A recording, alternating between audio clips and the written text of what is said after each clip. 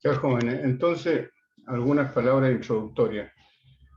Seguramente ya ustedes en este módulo ya lo han conversado, pero yo quisiera recalcar algunas cositas sobre la parasitología propiamente tal. En primer lugar, ustedes ya en el módulo de infecciosos saben que las enfermedades infecciosas principalmente están formadas por virus, bacterias, hongos y parásitos. Claramente muchas ciencias ya han ido variando, aumentando su responsabilidad en estas áreas de investigación y docencia. Entonces aparece la virología, la bacteriología, la microbiología, mejor dicho, la micología, y también aparecen los parásitos.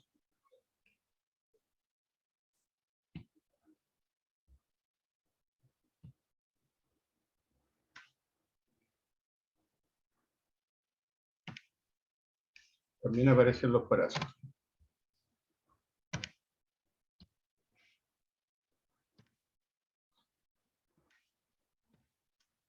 Tenemos un problema de... Ahora sí. Ahora, la mayoría de estos, si uno piensa que todos estos elementos son enfermedades parasitarias, en el bien entendido de que se dice que un parásito es aquel que se alimenta de un ser más grande y aprovecha los nutrientes de otros seres vivos para vivir.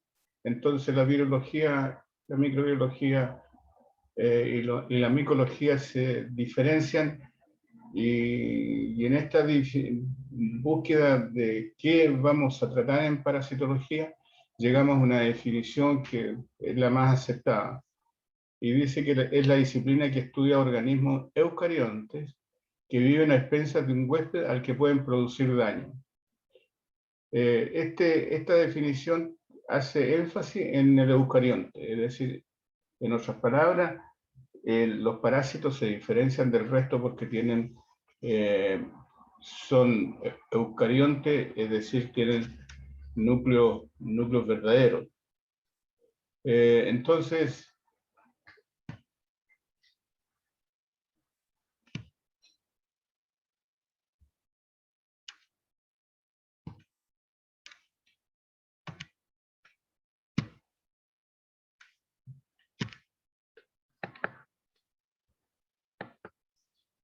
algunas consideraciones generales que tienen que ver con la medicina y la parasitología.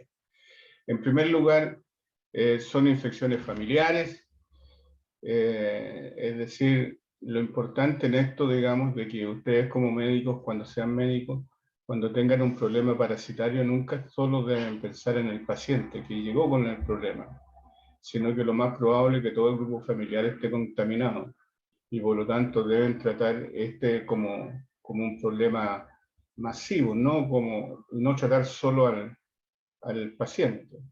Claramente ustedes están dirigidos al paciente, pero es bueno, y especialmente cuando los que se dediquen a la medicina familiar tengan que trabajar, digamos, con todo el grupo familiar para evitar que se sigan produciendo reinfecciones y problemas en todo el grupo.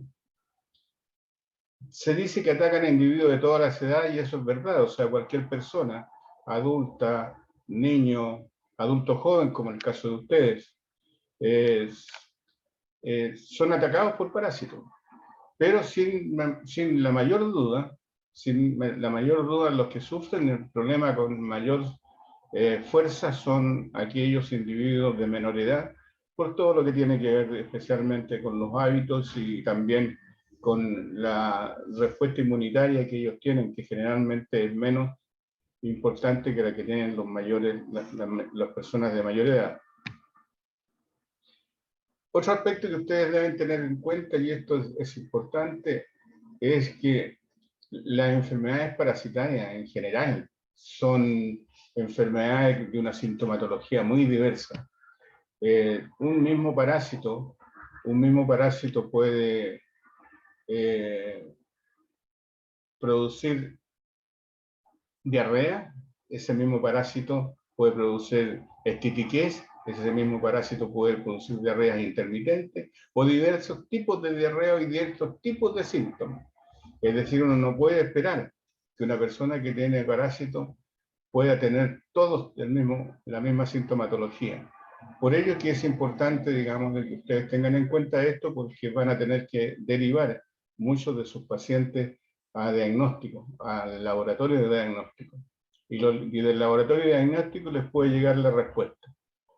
En ese aspecto es importante recordar, digamos, que ustedes, esa sintomatología tan diversa y tan atípica y que a ustedes los hace sospechar que pudiera ser una parasitosis, cuando pidan un examen diagnóstico, traten de mandar en la solicitud un poco la sintomatología o por lo menos parte de la clínica.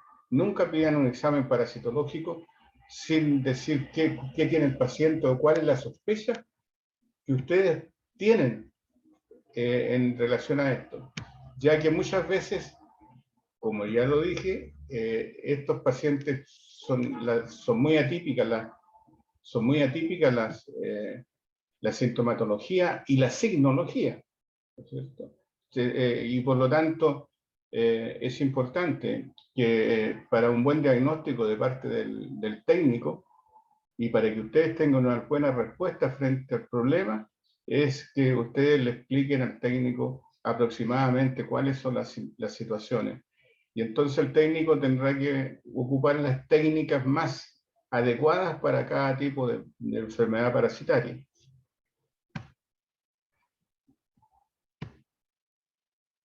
Son altamente dependientes de hábitos de vida. Una persona del campo, digamos, tiene hábitos de vida diferentes. Muchas veces tiene agua que se potabiliza en el mismo campo, como en el caso de los pozos, pero también pueden haber lugares en que el agua de bebida sea de pozo. Además, comprenderán, digamos, que un vegetariano o no va a sufrir nunca, o es menos probable que sufra de triquinosis, a menos que la ensalada se la coma con un pedazo de carne cruda, digamos. Entonces, los hábitos de vida de alguna manera les indica a ustedes cuál es la posibilidad de enfermar, de la enfermedad de que esté sufriendo ese paciente. Lo mismo sucede con la procedencia, es decir, los hábitos de vida. La gente que vive en Lonquimay no tiene los mismos hábitos de vida de la gente que vive cerca del mar. Entonces, eso les va a dar una idea aproximada de lo que ustedes pudieran ir encontrando con sus pacientes. La mayoría de las especies parasitarias,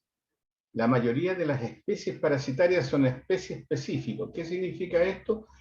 Que son específicos de cada especie. Un ascaris, voy a poner un nombre, un ascaris que ya lo van a ir conociendo de a poco ese nombre, ascaris, que es un parásito relativamente grande.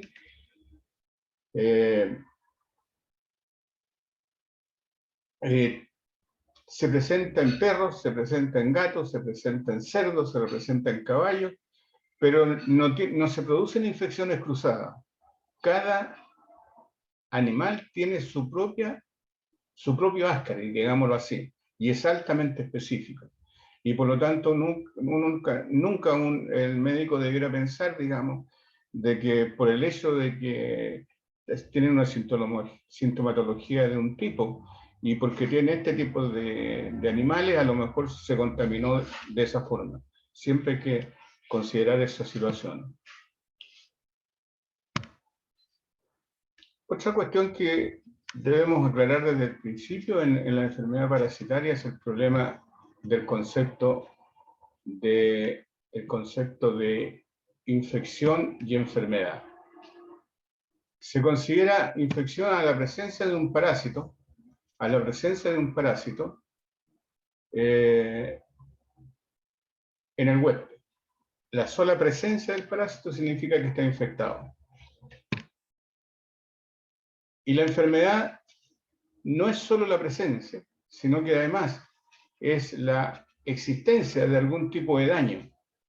Entonces tenemos personas que muchas personas, y yo les aseguro que en el grupo que ustedes forman, al menos un 30-40% de ustedes tiene algún tipo de aquellos organismos llamados parásitos, aunque muchos de ellos en realidad no lo son, pero están presentes.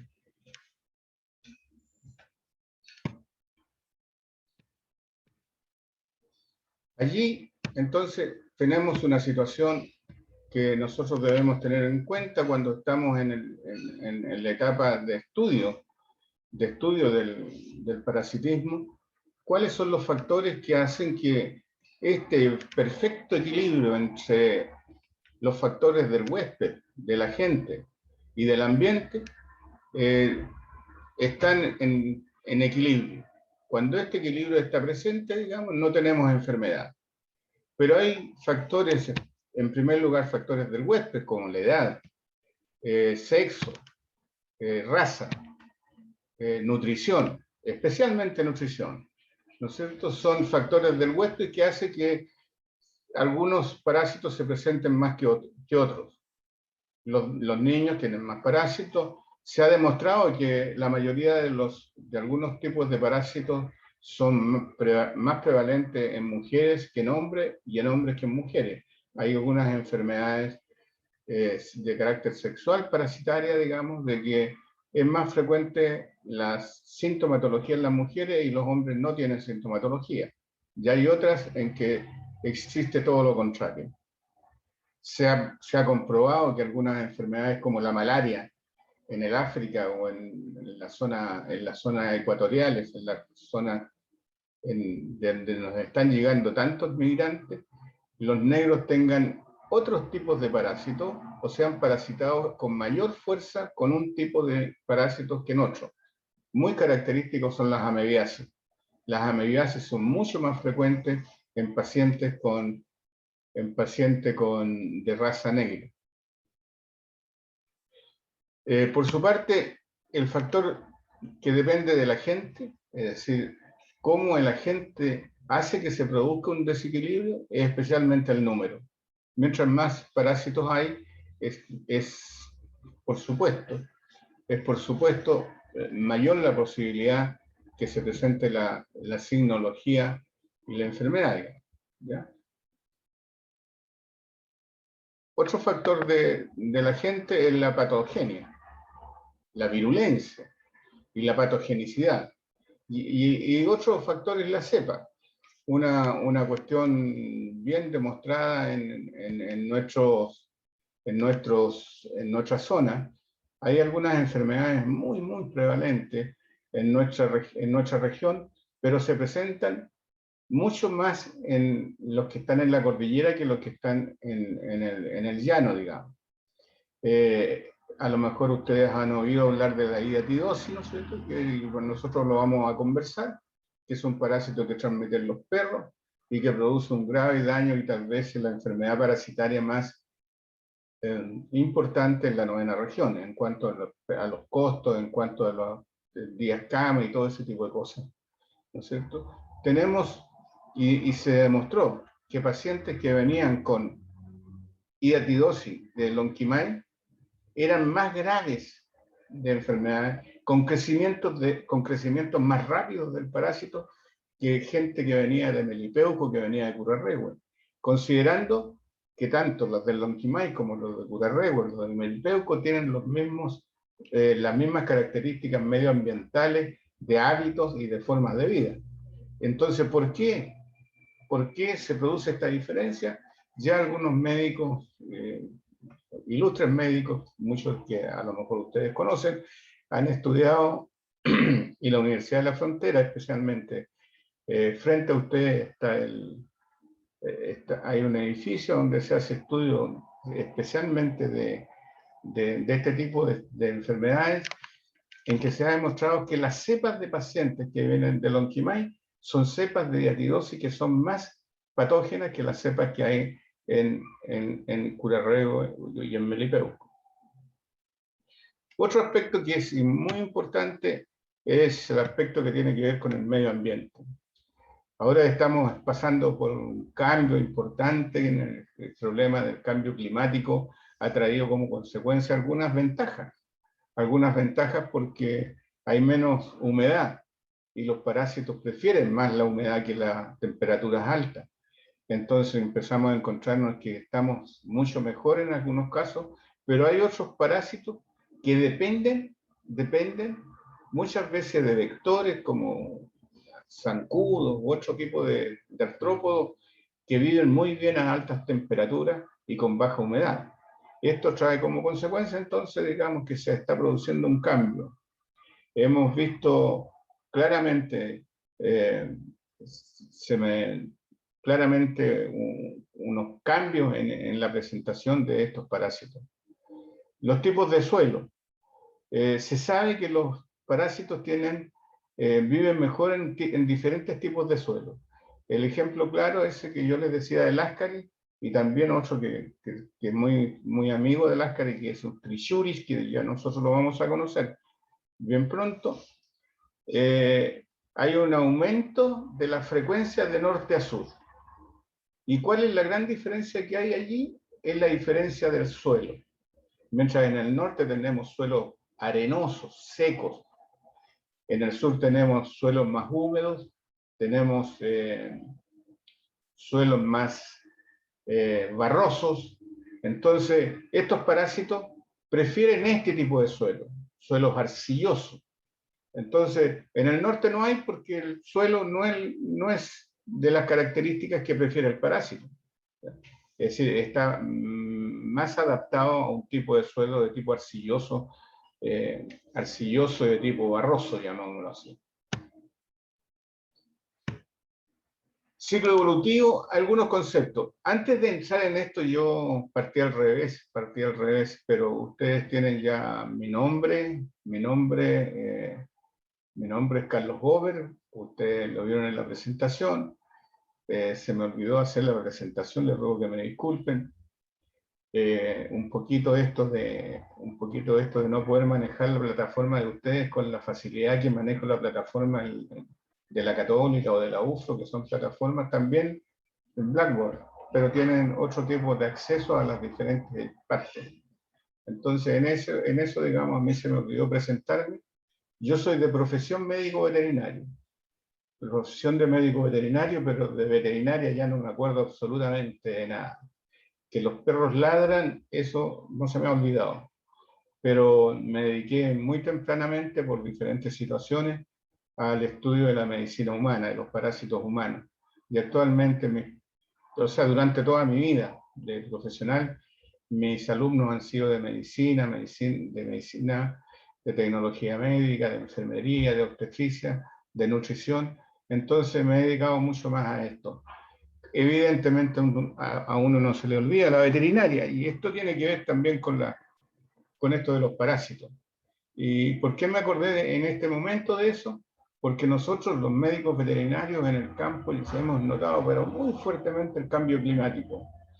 Prácticamente tenemos parásitos que han desaparecido, pero tenemos otros que han aumentado. Ustedes seguramente en Santiago, los que vienen de Santiago, de la zona norte, incluso de la zona un poco más al sur, Chillán, tenían pocas garrapatas en los perros. Y hoy ya tenemos garrapatas aquí en Temuco, garrapatas temuquenses. ¿Ya? Entonces eso es efecto del cambio climático. Es decir, parásitos que antes no existían, ahora existen. ¿Ya? Por supuesto hay algunos que existían y ya no existen, pero este cambio climático ha favorecido, más bien dicho, al fenómeno del parasitismo en los seres humanos que otra cosa. Es decir, hemos tenido problemas parasitarios siempre, pero ahora tenemos más problemas parasitarios que antes, aunque el diagnóstico muchas veces pasa desapercibido.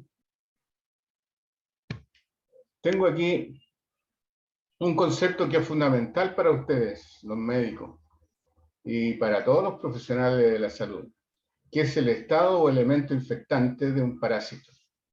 Es una etapa del ciclo evolutivo que debe alcanzar el parásito para infectar un huésped. Etapa del ciclo evolutivo que debe alcanzar el parásito para infectar un huésped. Y allí aparece por primera vez el nombre de Ascaris lumbricoides. ¿no es cierto? Que después le vamos a conocer un poco la vida íntima del Ascaris lumbricoides, y podemos decir, digamos, que el Ascaris lumbricoides, al estado adulto, está en el intestino delgado del ser humano, elimina huevos al medio ambiente. En el medio ambiente, dentro del huevo se forman primero se blastomeriza, igual que el embrión humano, que primero se blastomeriza, luego de blastómeros, muchos blastómeros se transforman en larva. Una larva 1 que tiene ciertas características especiales en cuanto a su forma de vida, y esa larva pasa luego a una etapa 2, una larva que se llama huevo 2. Pues este es el estado infectante de este parásito. Es decir, si ustedes se comen un huevo de larva 1 no les va a pasar nada. Ahora, si les gustan los Ascaris y se comen un Ascaris, tampoco les va a pasar nada. ¿Por qué? Porque el estado infectante del Ascaris es el huevo con una larva 2 en su interior. Y esto es fundamental para ustedes este conocimiento, porque todos los parásitos, tienen su propio estado infectante. Y al tener su propio estado infectante, ustedes cuando están tratando a los pacientes y quieren prevenir reinfecciones, tienen que tratar de eliminar la presencia del estado infectante de ese parásito. Hay algunos ejemplos que vamos a conocer más adelante. Los parásitos tienen ciclos evolutivos que van desde huevos, larvas y estados larvarios diferentes, estados intermedios diferentes, y estos ciclos pueden ser de dos tipos. El primer tipo de ciclo es un ciclo monoxénico, es decir, en los ciclos monoxénicos hay un solo huésped involucrado, pero me refiero a un huésped de especie. De nuevo voy a sacar el Ascaris lumbricoides. Hay otros, hay otros. Yo pongo el Ascaris lumbricoides porque me es más fácil conversarlo. Pero el Ascaris lumbricoides se presenta solo en los seres humanos y se transmite solo entre seres humanos. Es decir, no pasan de un huésped a otro y se transforman en otra cosa, sino que son infectados. Esos son ciclos monoxénicos. Para diferenciarlo de los ciclos heteroxénicos, en los cuales hay más de un huésped involucrado en el ciclo. El ejemplo cercano por la región en que estamos y más conocido es el Diphyllobothrum latum, que es un nombre aparentemente raro y desconocido, pero es la tenia del salmón que se llama. La tenia del salmón tiene huevos, pone los huevos los pone siempre en el agua hay crustáceos que se comen estos huevos. En el crustáceo se desarrolla un estado larvario. Los crustáceos se lo comen los salmones. En el salmón se forma otro estado larvario y el hombre se come el salmón y se transforma el parásito en parásito adulto. Si no hay salmones, no hay ciclo. Si no hay artrópodos, estos crustáceos, no hay ciclo. Y por lo tanto, el ciclo heteroxénico es cuando un parásito requiere más de un huésped para desarrollarse. A diferencia del Ascaris que vimos recién, que no basta un solo huésped, los seres humanos.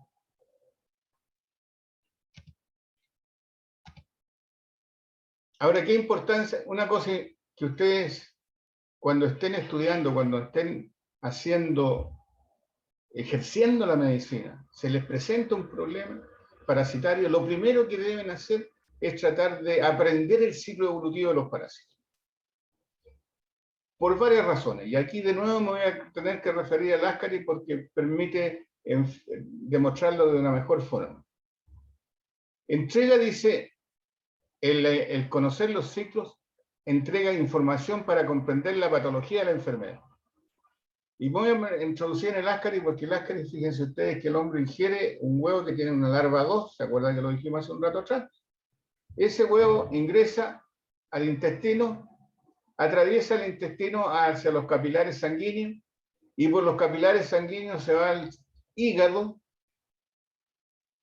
del hígado se va al pulmón, del pulmón vuelve o sea, va al corazón, del corazón vuelve al pulmón y se va al intestino delgado. O sea, da una vuelta muy larga y ese ciclo lo vamos a ver en detalle.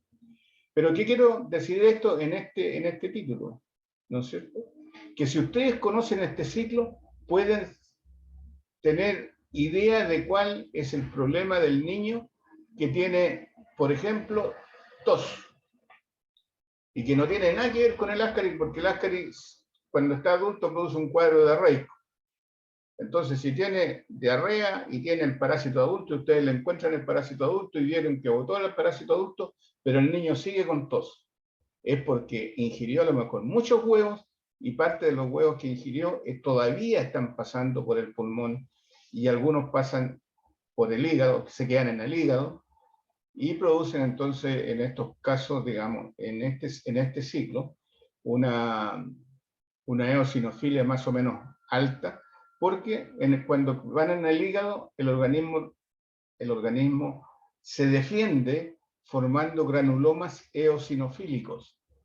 Y estos granulomas eosinofílicos hacen que estos parásitos normalmente desarrollan eosinofilias muy por arriba de los valores normales, que como ustedes saben, el valor normal de eosinofilia es 4%, hasta 4%, pero en este caso, en Ascaris pudiera llegar 18%, y en otros casos este mismo parásito puede llegar a producir una hipereosinofilia sobre el 50% de eosinófilos en la sangre.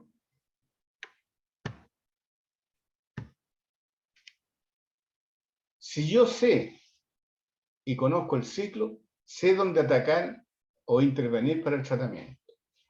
De nuevo mi Ascaris. Si yo tengo un niño que está con tos, que está con problemas pulmonares y que viene de una familia que han tenido Ascaris, porque los Ascaris, acuérdense ustedes que se transmiten entre personas, ¿no es cierto? Y tengo una persona con alteraciones pulmonares,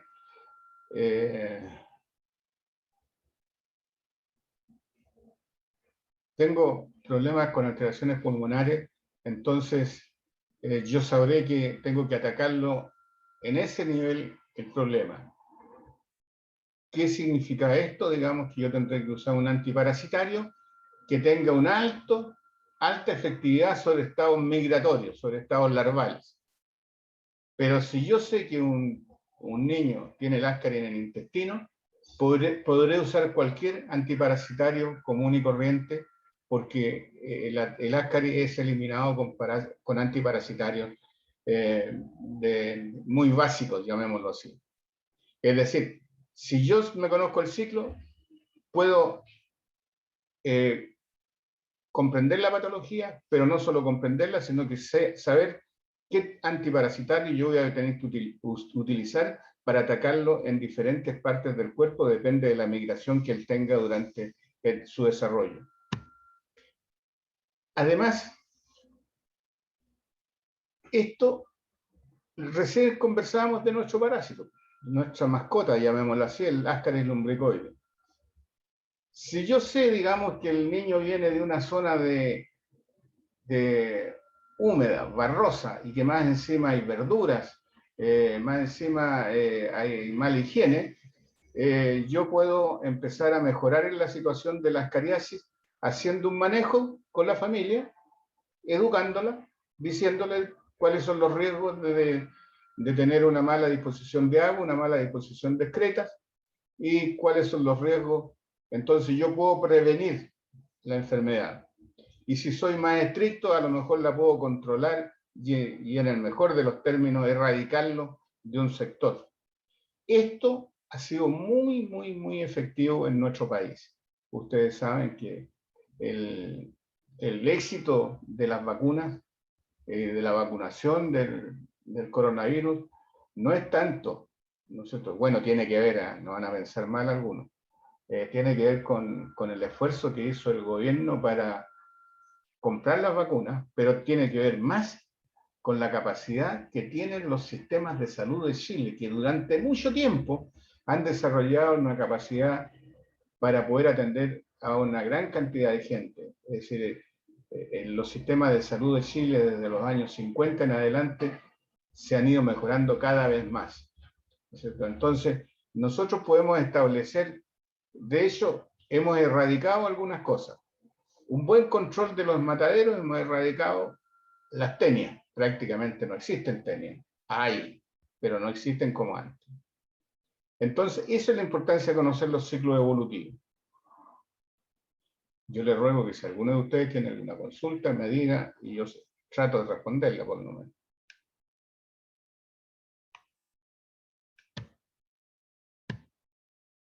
Vía de infección. La vía de infección es el lugar de ingreso en el hospedador. Es decir, hay diferentes formas de infección de los parásitos. La digestiva es la más frecuente, es decir, tienen una verdura contaminada, hay parásitos en la verdura, ustedes se las comen y vía digestiva, vía oral van a enfermar. Respiratoria, inhalación.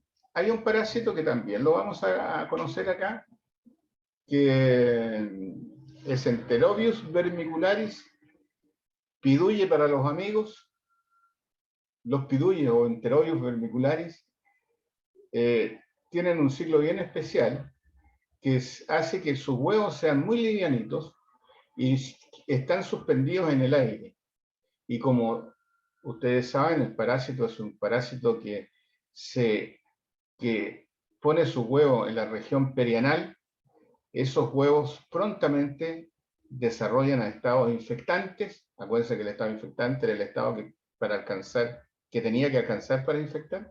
O sea, alcanza su capacidad de infectar muy rápido. Y en la mañana la mamá sale, hace una limpieza, ¿no es cierto? Sacude la ropa interior y esos huevitos quedan suspendidos en el aire y viene una persona que estaba sana, respirando profundamente y se encuentra con estos parásitos. Y se infecta con estos parásitos. Profesor, una consulta técnica, pero ¿el lavado de ropa con detergente afecta a los parásitos o no? Mira, ¿Debería eliminarlo? o sea, digamos cualquier cosa que le quite las condiciones al parásito, y cuando veamos lo vamos a ver bien en detalle. Yo diría que, a ver, Enterobius vermicularis, los pidulles es el parásito más frecuente en todas partes y no tiene que ver con cuestión social ni tiene que ver con cuestiones de alimentación. Este parásito, por esta forma de inhalación, por respiración, hay otras formas de infectarse, pero el parásito es muy lábil al calor primero. Entonces, si tú colocas al agua caliente, se acabó el parásito. Si tú colocas, es muy lábil a la luz solar directa. Entonces tú puedes colgar la sábana. ¿Entiendes? Es más efectivo que el detergente.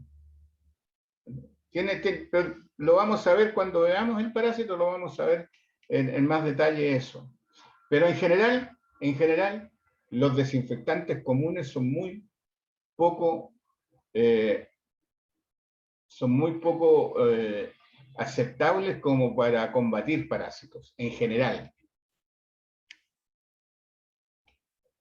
Un ejemplo claro es el cloro. Los parásitos en general, los parásitos, aquellos que tienen núcleo verdadero y que van de las amebas hacia arriba, prácticamente son todas resistentes al cloro y a otros desinfectantes comunes. ¿Sí? Entonces eso lo vamos a analizar un poco más adelante cuando veamos los parásitos en especial, cada uno de ellos. Y que va a ser una selección, no todo. Mecanismo de infección es el modo o circunstancias por las cuales el parásito llega al huésped. Esto se refiere a cómo el parásito, estando en algún lugar, puede llegar al ser humano. Claramente lo más conocido es el fecalismo.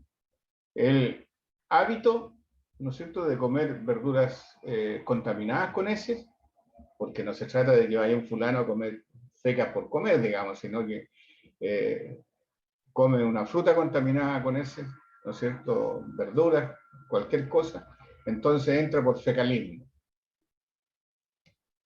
Carnivorismo. Hay algunos parásitos que están en el inserto, o sea, su ciclo se desarrolla, parte de su ciclo en el músculo de mamífero. Lo más claro de esto son las tenias. La tenia saginata coloca huevos, los huevos se los come un vacuno, el vacuno desarrolla una larva, la larva está en el músculo del vacuno y el hombre se come el vacuno y se enferma se come, o sea, por el carnivorismo, se va a infectar. Esa es la única forma que se puede infectar en este caso. Tenia saginata. Allí hay una cosa muy importante que en medicina es muy importante.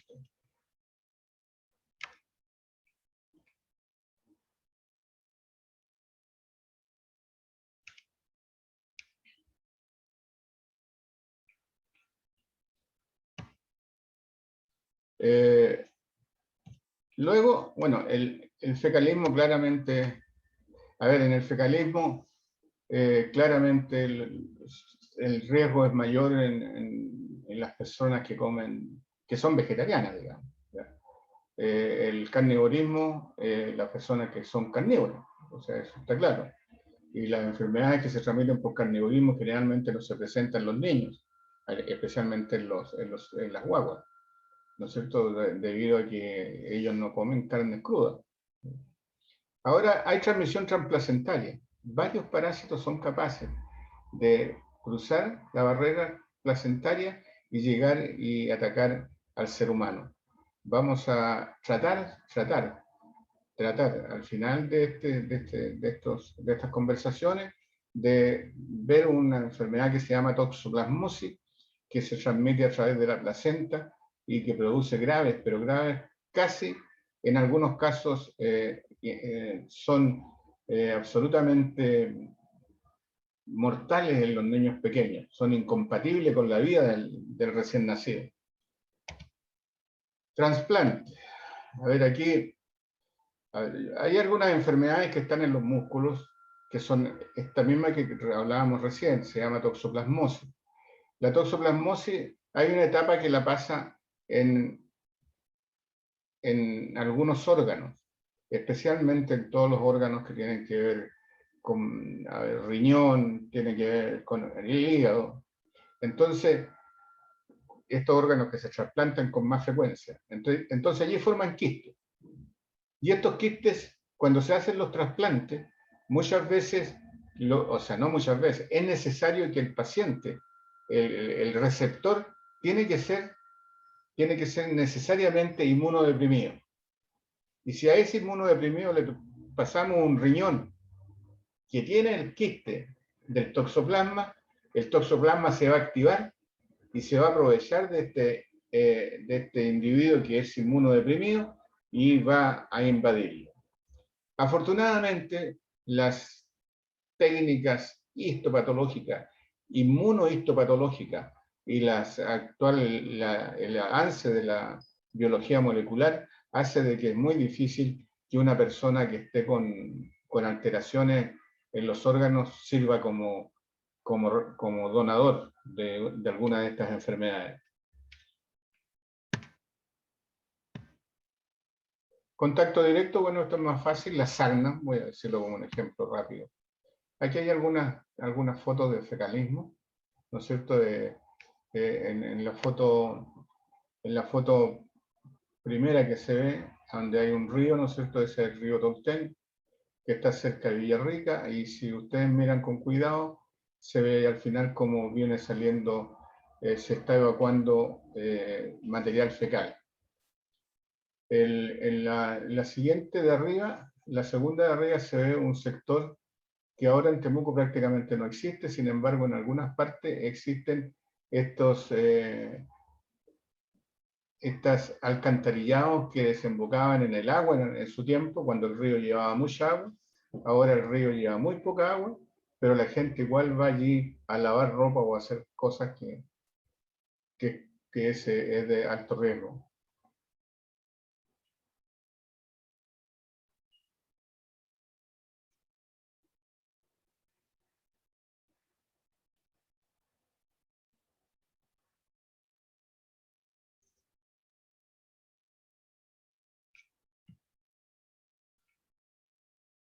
En la foto de abajo, donde se ve al fondo una escuela, uno puede observar como al fondo, cerca de la escuela, se rompió una letrina, o sea, una letrina que que está rota, digamos, y uno puede ver cómo en la parte baja se ven algunos elementos fecaloides y que evidentemente van a ocasionar problemas en esa escuela.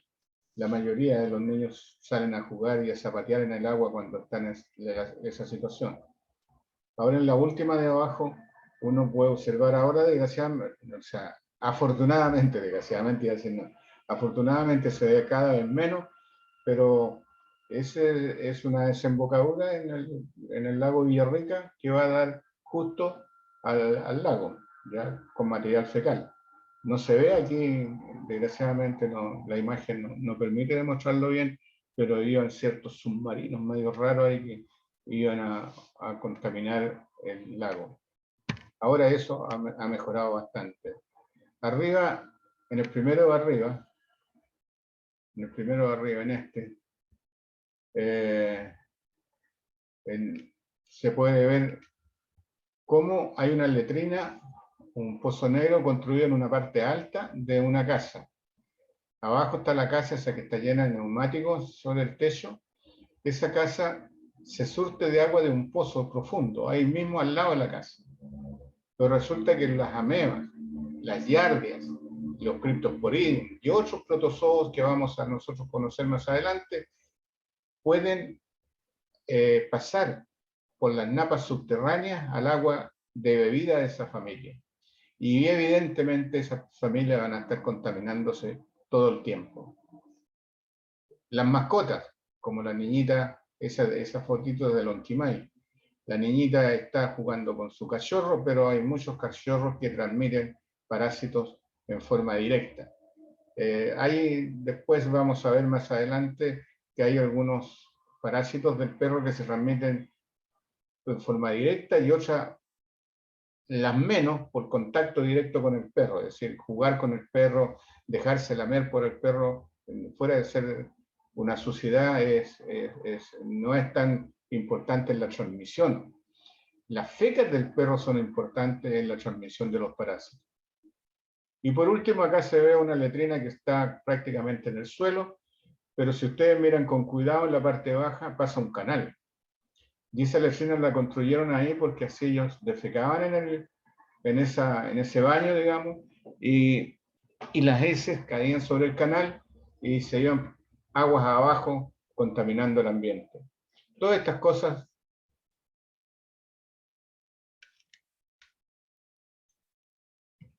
cosas suceden. Acciones patógenas a los parásitos. De aquí nacen algunas cosas que ustedes deben conocer para imaginarse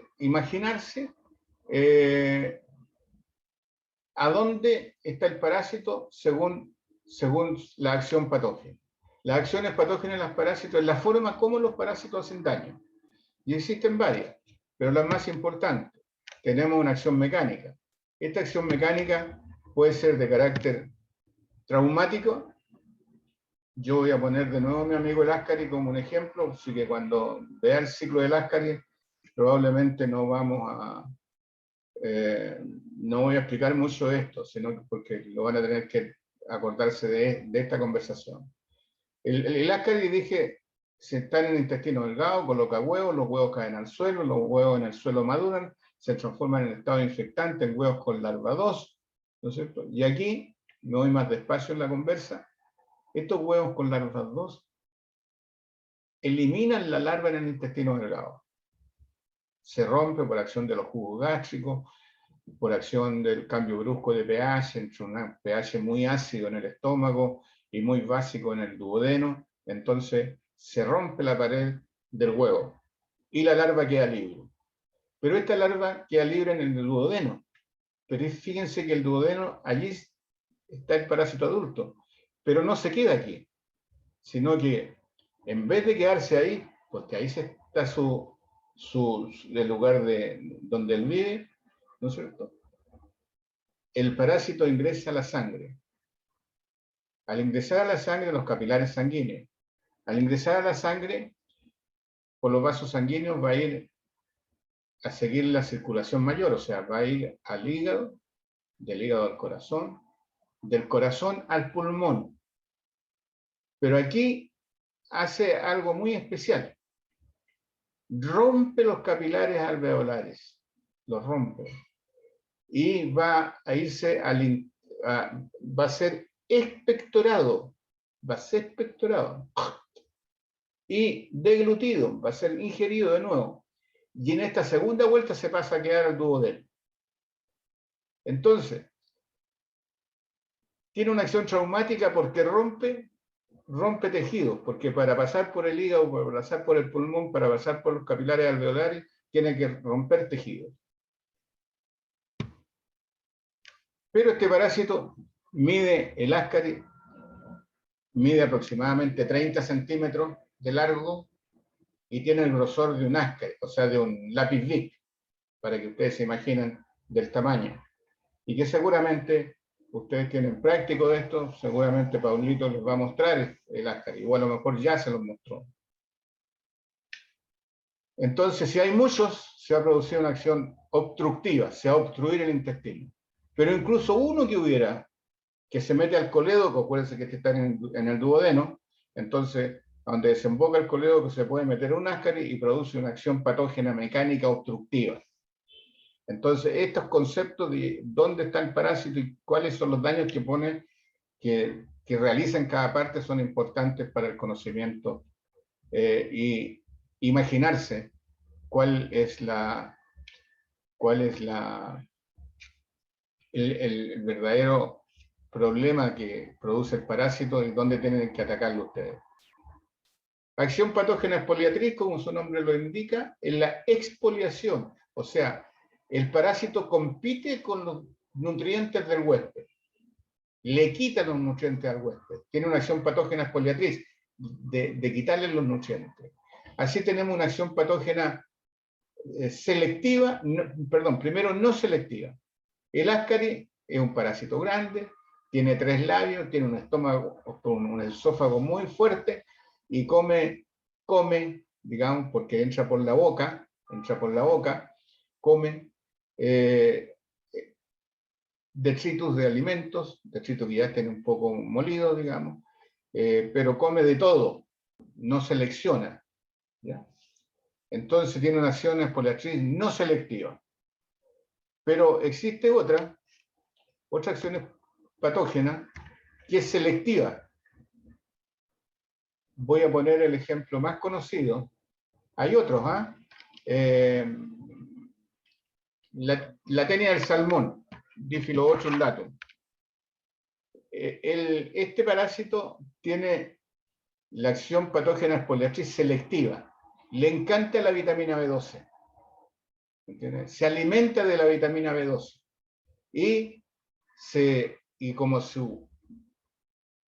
el lugar en que vive es donde se absorbe la vitamina B12 en el humano, entonces está compitiendo directamente en el lugar que debiera la vitamina B12 ayudar al ser humano, se lo aprovecha el parásito.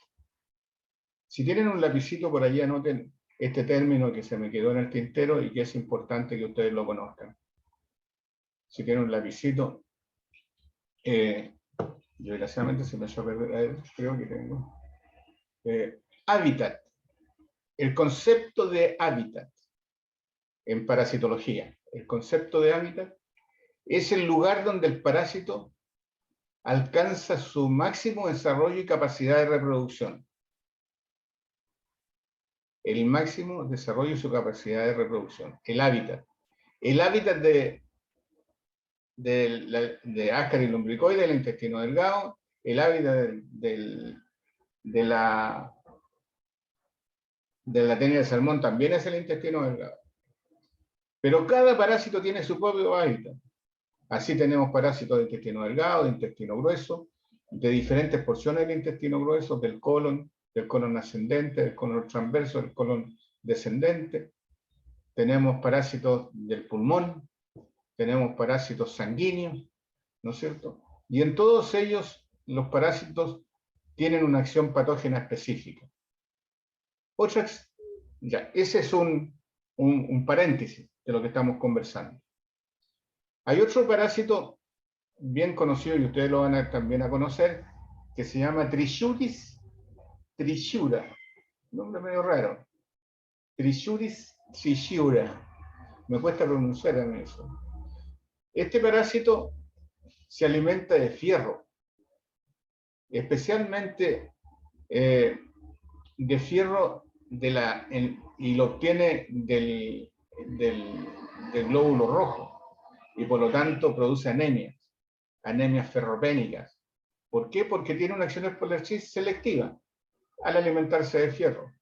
Y se va a producir entonces una anemia ferropénica caracterizada morfológicamente, como ustedes saben, seguramente lo han pasado en histología, parece que pasa en esto, una anemia microcítica hipocrómica, o sea, un glóbulo rojo más pequeño y con muy baja cantidad de hemoglobina.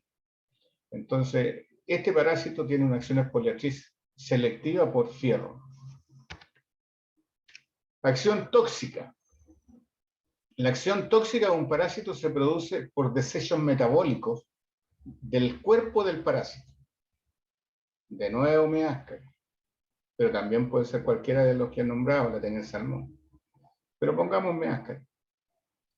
El parásito es un ser vivo. Nace y se muere.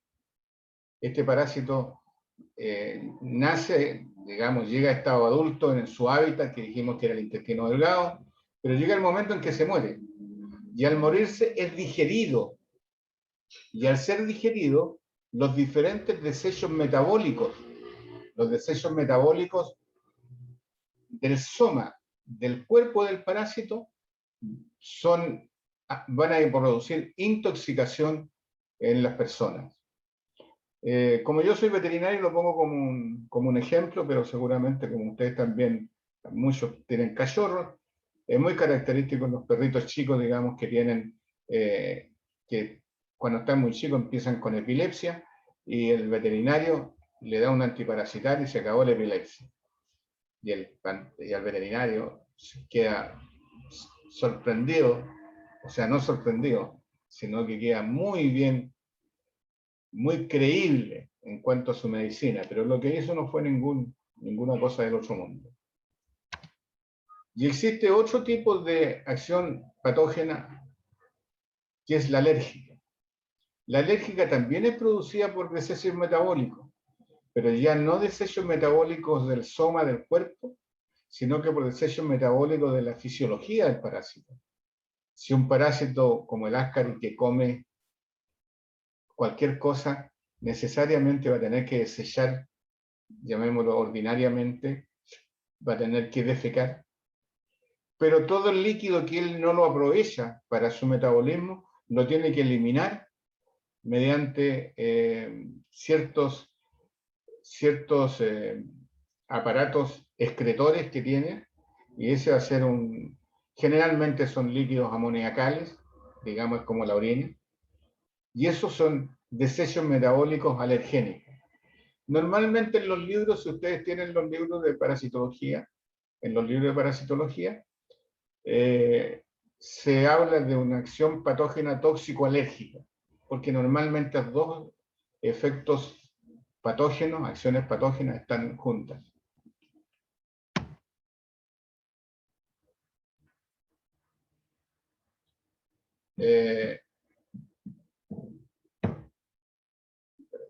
Cristóbal, ¿me podrías contestar? Yo no me recuerdo hasta qué hora es esto.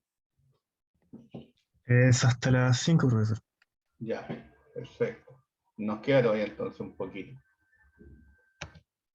Ahí tienen ustedes una acción obstructiva de un Ascaris lumbricoides, ¿no es cierto? El cirujano claramente tuvo que cortar el intestino, hacer una resección intestinal, sacar todo este enredo de Ascaris y luego hacer una unión terminal del intestino. Todo hasta aquí ha sido muy fácil para el parásito. Le ha ido muy bien al parásito. Y como le ha ido muy bien al parásito, también el huésped tiene algunos elementos para defenderse. El primero son la respuesta inmunitaria no específica, ¿no es cierto?, caracterizada fundamentalmente por los efectos locales de inflamación, encapsulación y calcificación de los parásitos. Normalmente, cuando ustedes hagan anatomía patológica, van a encontrar seguramente, nosotros lo vemos mucho en los animales, pero en anatomía patológica también pasa, en que se ven diferentes tipos de parásitos que están encapsulados. La mayoría de los parásitos que migran a través de los tejidos, ya sea hepáticos, pulmonares, se encapsulan. Y finalmente, bueno, primero se produce la inflamación, ¿no es cierto? Después de la inflamación, la encapsulación, y finalmente son calcificados. Y se encuentran en los cadáveres muchas muestras de calcificación. Las respuestas, entonces, generales, normalmente resistencia natural. Esto ya lo conversamos un poco. Los parásitos son muy especie específicos, entonces tienen una resistencia natural a ciertos parásitos. Ascaris lumbricoides se transmite entre el hombre, el Ascaris sum, que es el del cerdo, aunque es muy parecido y el que ustedes van a conocer en práctico va a ser un parásito de ese tipo.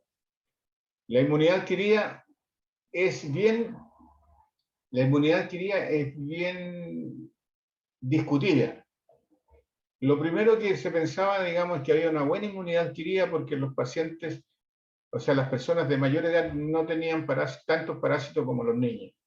Y eso tenía que ser un poco una respuesta del huésped frente al parásito. Pero ha sido difícil demostrar la presencia de anticuerpos protectores en parasitología. Me refiero a anticuerpos protectores que son anticuerpos capaces de evitar que se infecte de nuevo un individuo con el mismo parásito. Eso es una verdad, digamos, pero siempre se producen anticuerpos. Pero los anticuerpos que se producen no son protectores, ¿ya? No protegen contra una reinfección, pero fíjense ustedes que son importantes, son anticuerpos no protectores, son importantes porque ayudan, y muchas enfermedades tienen como técnica diagnóstica la búsqueda de estos anticuerpos protectores mediante técnicas de ELISA, mediante técnicas de hemaglutinación, mediante técnicas de precipitación. Todo este tipo de técnicas diagnósticas basadas en la reacción de antígeno-anticuerpo se pueden utilizar para esto. Pero los anticuerpos protectores, o sea, la inmunidad con protección, ha sido muy difícil de probar. Ahora, lo que sí se sabe muy bien que hay cierta resistencia cuando los parásitos,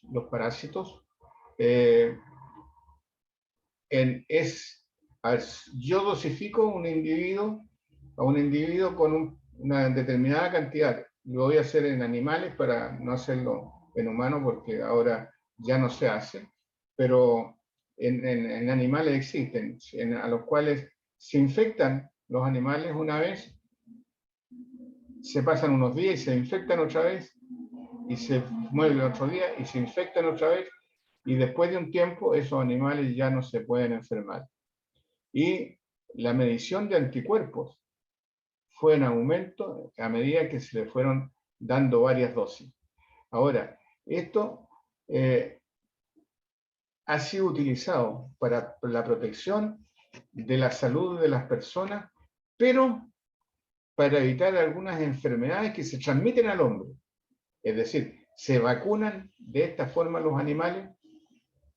Cuando veamos hidatidosis lo vamos a conversar seguramente. Y en hidatidosis el hombre se enferma porque los perros comen vísceras crudas de los corderos. Entonces, ahí está el problema. El perro se enferma porque come vísceras crudas. Entonces, no podemos estar vacunando a los perros, porque si vacunamos a un perro, al poco tiempo va a estar infectado de nuevo porque va a volver a adquirir, ¿ya? En cambio, se vacunan las ovejas y se le da a la oveja varias veces y las ovejas no desarrollan el estado larvario y los perros no se enferman, y si no se enferman los perros, no se enferma la gente. Entonces allí hay una aplicación, digamos, de inmunidad, de inmunización favorable para el ser humano. Pero no existen vacunas humanas contra parásitos. Sí existe un fenómeno que se llama premonición, a lo mejor lo van a encontrar por ahí en algunos libros. Premonición es un fenómeno bien especial, el que hace de que, habiendo cierto número de parásitos dentro del huésped, es imposible que puedan haber más. Como quien dice, se llenó la micro. Y el ejemplo más claro de esto son las tenias. Tenia solium, tenia saginata y también Diphyllobotrulatum. Es raro encontrar dos tenias en un mismo huésped. Es raro encontrar dos Diphyllobotres en un mismo huésped. ¿Por qué? Porque cuando crece uno, no puede implantarse ningún otro. Y ese fenómeno ha sido bien estudiado y aún, digamos, no hay una respuesta clara al fenómeno. A ver, si yo me como 10 huevos de Ascaris lumbricoides, pueden haber 10 parásitos. En cambio, en las tenias, si yo me como 10 elementos infectantes, una sola tenia se va a desarrollar. Y si se desarrolla una, todos los otros elementos infectantes se mueren. Ese es un fenómeno de premonición. Diagnóstico de las parasitosis. Diagnóstico directo. El diagnóstico directo de las parasitosis se refiere a la búsqueda del parásito, de partes del parásito o de elementos de diseminación de los parásitos. Ejemplo, a mí me gusta mucho dar ejemplos.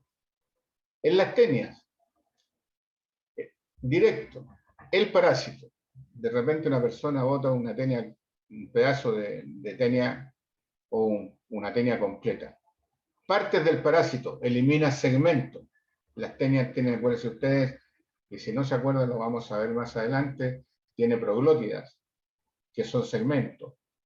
Entonces, partes del parásito son esos. Entonces, el parásito cuando elimina completo, partes del parásito cuando se elimina, o elementos de diseminación de los parásitos. Es decir, los huevos. Ese es diagnóstico directo. En otras palabras, es tocar el parásito. La biopsia es un método directo. Uno toma una biopsia, hace un corte histológico y ve el parásito. Es un método directo. Los métodos indirectos son de mucha utilidad en parasitología, pero en la parte de enfermedades histo- y hemoparasitarias. En la parte de los parásitos intestinales, prácticamente los diagnósticos indirectos no se usan, no porque no sirvan, sí sirven, pero es mucho más fácil hacer un directo. Es decir, es mucho más fácil hacer un froti de fecas que hacer una técnica de lisa. ¿Sí? Entonces, los métodos directos, los indirectos se utilizan son aquellos que se utilizan para encontrar los anticuerpos que produce el parásito.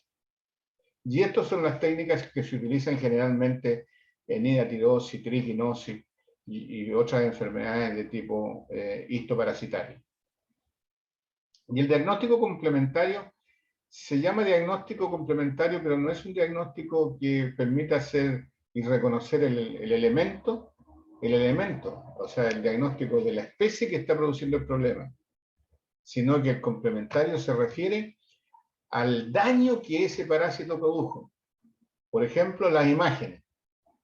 Una persona que tiene un quiste hidatídico en el pulmón, le hacen un diagnóstico indirecto, ELISA positivo, le toman una foto de imágenes y se ve un tremendo aumento, o sea, una tremenda sombra ocasionada por el quiste. Entonces, el complementario permite reconocer la gravedad de los casos. Otra, donde también se usan los complementarios, es un método complementario muy utilizado. Espero que no sea. En los métodos complementarios, entonces, se utilizan también en enfermedades como, a ver, las amebiasis. Pero el complementario también es un hemograma. El hemograma en triquinosis, una persona que tiene triquinosis tiene aproximadamente una eosinofilia superior al 70-80%. Recordarles de nuevo que lo normal son 4%. Estos otros llegan 60, 70 y hasta un 80% en triquinosis, no en hidatidiosis, ¿no? En toxocariasis, y eso también los vamos a tratar. Es decir, el hemograma me permite a mí a saber cuán grave están. Mientras más eosinófilos tenga, mejor está reaccionando la médula. Mientras va bajando, empieza a significar que se está mejorando el paciente, y si sigue bajando, la cosa se complica. Entramos a lo que le llaman, seguramente usted en algún ramo, en alguna parte lo van a ver como el cruz de la muerte, digamos, en que se cruza la línea en el momento que van subiendo los eosinófilos con la línea en la cual vienen bajando los eosinófilos. Y se puede producir lo que se llama una aneosinofilia, la no existencia de eosinófilos, que generalmente es la parte casi final de estas enfermedades. ¿Alguna pregunta de lo que conversamos?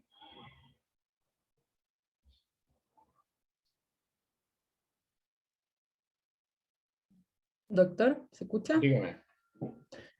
Yo tenía una duda, no me quedó muy clara la diferencia entre la acción patógena tóxica y la alérgica, porque como los dos eran de desechos metabólicos. Ya, los desechos metabólicos, por ejemplo, yo te nombré el ascaris. El ascaris se muere adentro. Al morirse dentro, el ascaris se va a disolver, se va a digerir. Y van a quedar desechos metabólicos de ese cuerpo digerido. Y eso, de elementos digeridos que son del soma, son del cuerpo del parásito, van a ser absorbidos por el huésped y van a ser tóxicos y van a producir intoxicaciones, características, epilepsias, cuadros epileptiformes de diferentes tipos. Esos son ese tipo. Los alergénicos, por el contrario, son desechos metabólicos de la fisiología. Si come, tiene que defecar. Las heces son alergénicas. Va a eliminar el líquido que no absorbió, que le sobró. Entonces vinieron desechos amoniacales de ese tipo, que son desechos metabólicos, pero que son producidos por el metabolismo del animal. ¿Te quedó claro? Ah, ya, ahora sí, doctor. Muchas gracias. ¿Ya? ¿Alguna otra pregunta?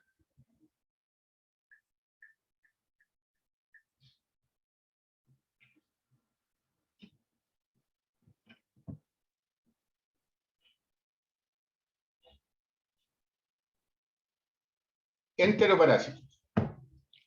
Los enteroparásitos son los parásitos intestinales. Aquí nos vamos a referir por partes. Enteroparásitos, parásitos intestinales. Los parásitos intestinales, primero la sintomatología de los parásitos intestinales. Hay síntomas generales. Los síntomas generales son de diversos tipos, como por ejemplo, alteración del apetito. Algunos parásitos intestinales pueden aumentar el apetito, bulimia. Hay otros que producen aberraciones del apetito, como en el caso de Trichuris, que produce anemia ferropénica, y la anemia ferropénica produce un fenómeno que ustedes conocen con el nombre de pica. No sé si se acuerdan, pica, tal como suena. El fenómeno de pica es el deseo de comer cosas extrañas. ¿Ya? Es una aberración del apetito. Muchas veces se dice que las mujeres cuando están embarazadas sufren de pica, porque le dan deseo de comer cosas extrañas. Sandía en tiempo que no corresponde, etc. Pero yo no creo tanto en eso. Disminución de peso. Parece lógico. Sin embargo, una persona que tiene un céstodo, una tenia, puede aumentar su peso.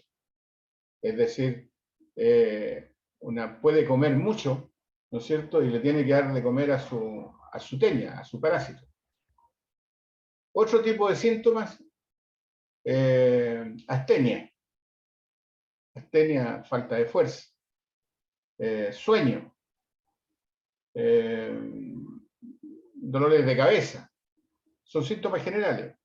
Como ustedes pueden ver, son síntomas tan inespecíficos que para pensar que tiene parásito porque tiene falta de apetito, o que le duele la cabeza porque tiene un parásito, etcétera, es muy difícil. Entonces, seguramente es necesario seguir estudiando para llegar a un diagnóstico. Lo más sugerente de enfermedad parasitaria intestinal son los cuadros digestivos. Los cuadros digestivos pueden ser diarreas de diferentes tipos, y la diarrea va a depender del lugar en que esté ubicado el parásito. A ver, diarrea del intestino grueso.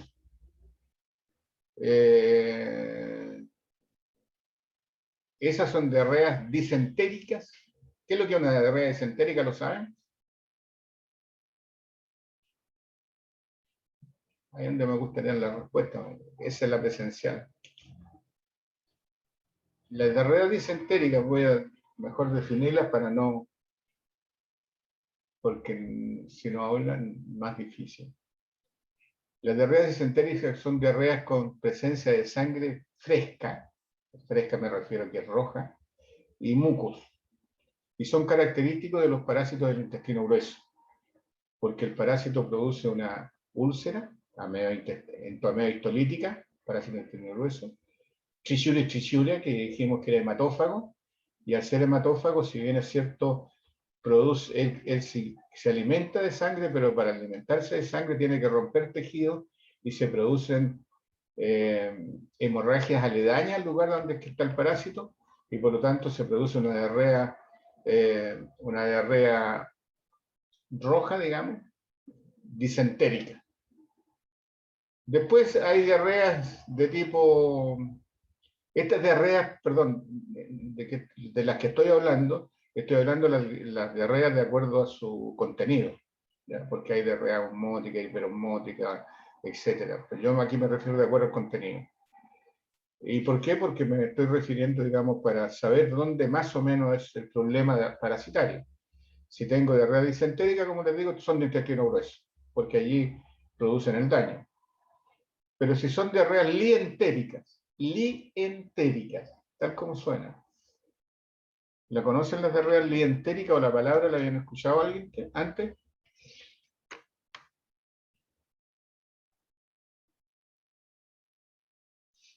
Diarrea lientérica significa con restos de alimento.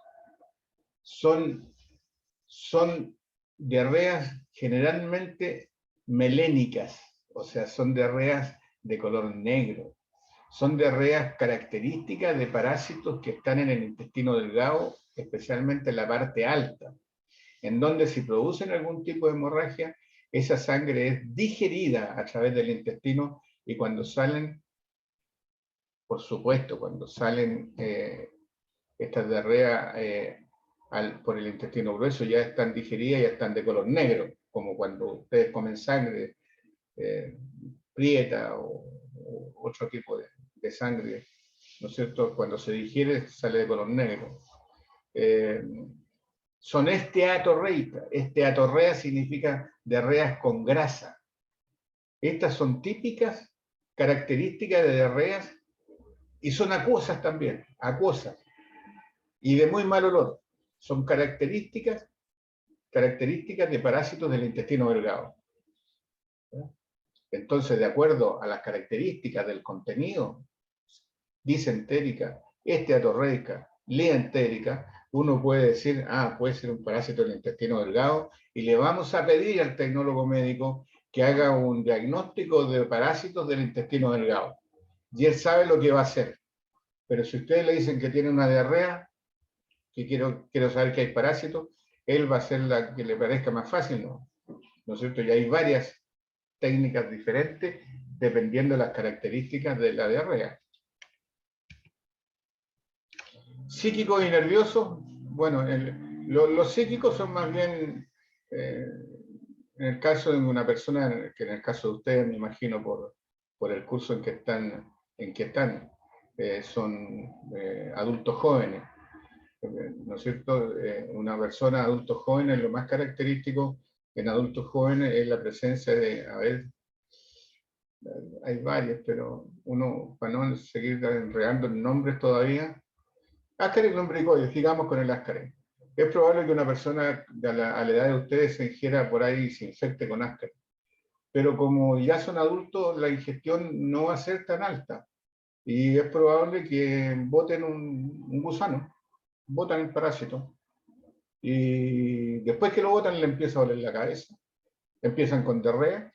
En otras palabras, hay una respuesta vagal nerviosa, digamos, del autónomo, y va a traer como consecuencia solamente una enfermedad psíquica, cuestión que se ve con mucha más frecuencia en personas de mayor edad.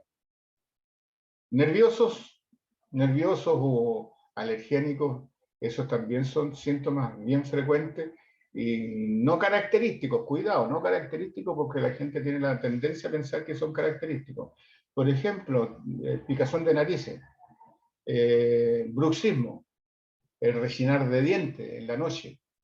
Ese tipo de cosas son respuestas nerviosas a la acción patógena tóxico-alérgica de los parásitos. Como comprenderán, todo esto no permite hacer diagnóstico. Indica algo. ¿Ya? Indica algo que ustedes tienen que tratar de resolver con el tecnólogo. Ese alérgico es lo mismo que conversamos.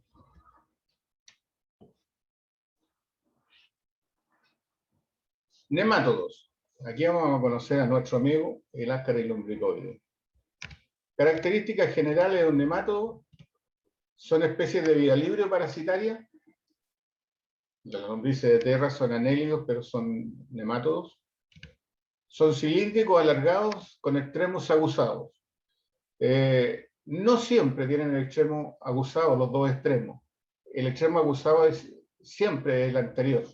El posterior normalmente viene o enroscado, como el que vamos a ver hoy día y en otras conversaciones, o bien como una forma de un guante, y que es el extremo posterior de los machos, que vienen adaptados para la copulación.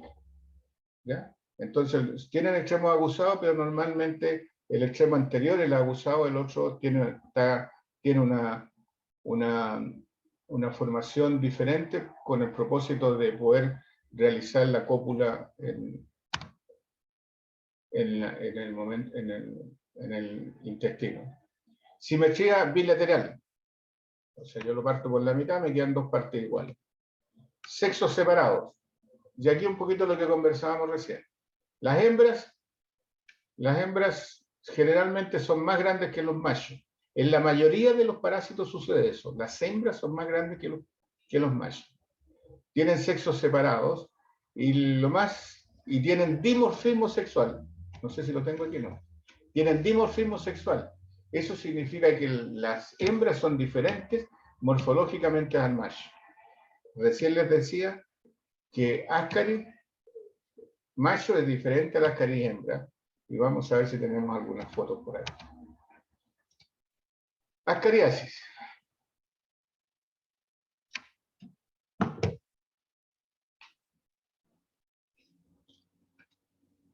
Definición. Es la infección producida por un nemátodo geohelminto llamado Ascaris lumbricoides. Aquí está, jóvenes, el nombre de aquel amigo mío, gran amigo mío. Ascaris lumbricoides, y aquí yo quiero aprovechar, digamos, como está escrito, porque ustedes cuando escriben a lápiz, bueno, que ustedes cuando son médicos después se olvidan cómo se escribe. Ustedes rayan, ¿no? Es difícil. Ascaris lumbricoides, todos los nombres científicos taxonómicos de la taxonomía zoológica, se escribe el primer nombre con mayúscula y el apellido, en este caso, lumbricoides en minúscula en todos los parásitos y en todos los animales, y se subraya, o se escribe en negrita si es con computador, o de otro color como en este caso. Si ustedes toman cualquier texto, se van a dar cuenta que todos los nombres de los parásitos, de las bacterias, incluyendo al Homo sapiens, se escribe la primera con mayúscula, la segunda con minúscula. Geoelminto. Y fíjense ustedes que es importante este término. Es importante porque este parásito requiere pasar un tiempo en la Tierra para poder alcanzar el estado infectante, o la larva, o el huevo con larva 2, como lo dije hace un rato atrás. Su hábitat, aquí está lo que yo les decía, es el intestino delgado. Y el hábitat del Ascaris vergoides es el intestino delgado, y ninguna otra parte del intestino tiene las condiciones bióticas y abióticas para poder sobrevivir, ¿no es cierto? Considerando las condiciones bióticas y abióticas como cosa importante para la sobrevivencia de los parásitos en los diferentes hábitats. Es el intestino delgado. Con mayor frecuencia en el duodeno, aunque se le puede encontrar en el yeyuno, y cuando las infecciones son masivas, hasta el ilion pueden tener parásitos. Aquí tienen lo que les decía yo claramente.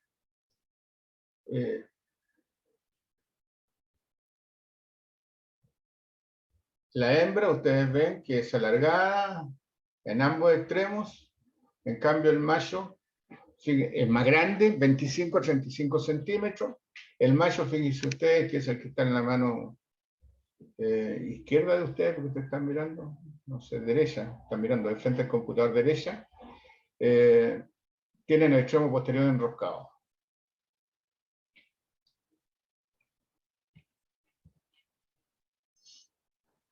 Ciclo evolutivo del Ascaris. Aquí tenemos un individuo que está muy mal alimentado, muy higiénicamente mal alimentado. Seguramente está comiendo huevos de Ascaris. Como seguramente le dieron ganas de salir, él salió y no encontró baño a mano, entonces utilizó las aguas en el medio ambiente y allí defecó. ¿Y qué defecó? Sus huevos. Y como ustedes pueden ver ahí en esta imagen, dice AB, de un estado A, de un huevo recién eliminado, pasa a un estado B, que es el estado infectante. Que en el caso del Ascaris era un estado infectante, el huevo con larva 2. Y esto sucede generalmente en esta etapa. Cuando una persona saca agua de esta que tiene este estado infectante, lo echa a las verduras. Y aquí en las verduras, alrededor de las verduras hay tierra. Y como hay tierra, allí el parásito se encuentra a sus anchas, tierra húmeda, como les dije a ustedes anteriormente, barrosa, arcillosa. Entonces aquí va a alcanzar su estado 2, y si alcanza su estado 2 y es ingerida por este individuo, va a continuar el ciclo. Y aquí la cosa se nos complica. Yo les ruego a ustedes que sigan la flechita. He ingerido el huevo sale en el duodeno hacia el hígado, ya lo tenemos en el hígado. Algunos se mueren aquí y producen algunos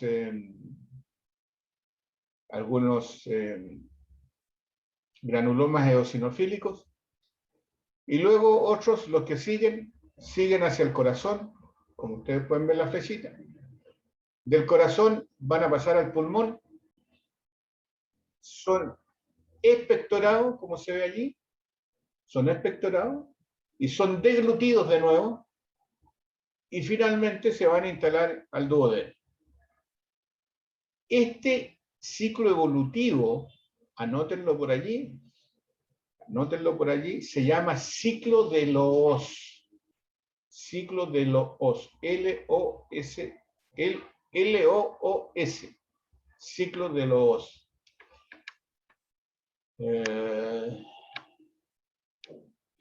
Es muy importante esto.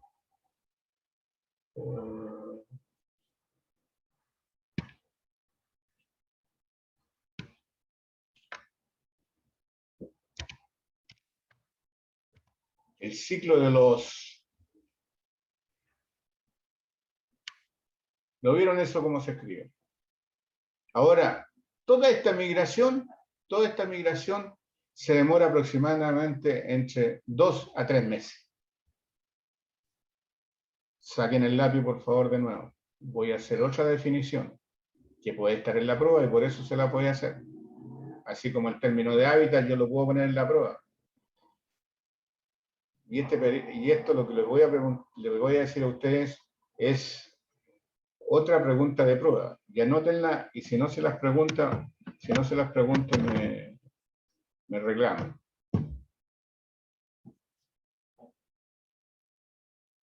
Este ciclo de Loss es muy, muy importante porque determina una infección que se llama síndrome de Leffler. Pero mejor eso lo vamos a ver en otra oportunidad. ¿Ya? Vamos a seguir. Vamos a seguir a ver si alcanzamos. Profesor, no alcanzar, pero quería comentarle que... ¿Profesor, me escucha? Sí, ¿Me estamos escucha? en la hora y tenemos más ¿Estamos en clase la ahora. hora? Ya, vamos a quedar aquí entonces, jóvenes. Ya, entonces voy a hacer una sola última intervención para ustedes. En la biblioteca de ustedes hay un libro que es el Atías. Se llama Parasitología Médica o Parasitología Clínica de Arturo Atías. Este es un libro que ya está un poco viejo, pero todo lo básico que yo les pase va a estar allí, en ese libro. ¿Ya? Es probable que yo les suba a la plataforma cuando empiece a usar la plataforma, porque tenéis que aprenderla de ustedes, aprender a usarla de ustedes. Hay otro libro que es El Gotero, que es otro libro que podrían utilizar. Pero en la tía yo sé que lo tienen y ya hay bastantes ejemplares en la biblioteca de ustedes. Pueden estudiar de ahí para la prueba. Y eso sería todo, joven.